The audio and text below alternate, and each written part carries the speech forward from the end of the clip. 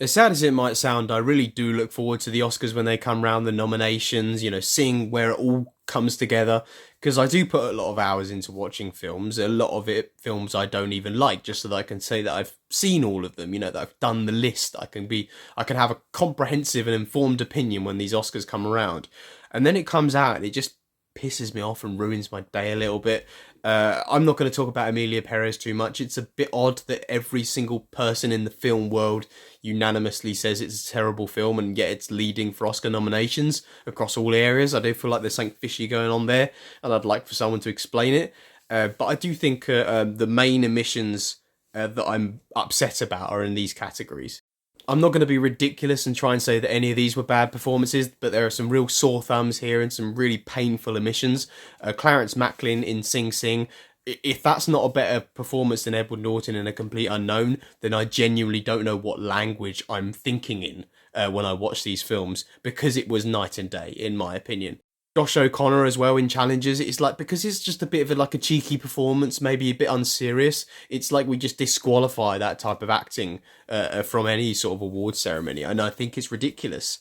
I obviously think Nick Cage in Long Legs was worth a shout, but am I even that surprised? Probably not. In terms of the Best Supporting Actress nominations, I don't think there's a lot wrong here. Monica Barbaro in A Complete Unknown, I thought she was the best part of that film. Ariana Grande in Wicked, again, quite an unserious performance, but I'm glad it's getting that similar recognition that a dramatic one would. Haven't seen The Brutalist or Emilia Perez for the aforementioned reason that I'm British, so they don't care. And Conclave, Isabella Rossellini, I don't really understand that nomination.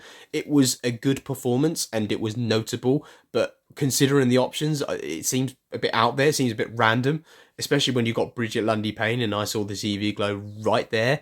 And that kind of is a good segue into the point that I don't believe a lot of these people that are voting and nominating have seen all the films that are on display this year. And I know that's kind of actually common knowledge. It's not actually a massive secret that sometimes they don't have time to get round to certain films, but be serious.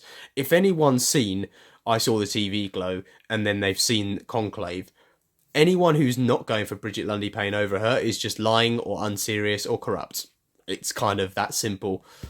But you can't really complain too much, I think, nowadays, because the Oscars has been getting worse and worse and worse with their choices for nominations, to the point that it's actually not much of a shock to the system anymore, and they've actually let you gradually get used to the water temperature until you just don't.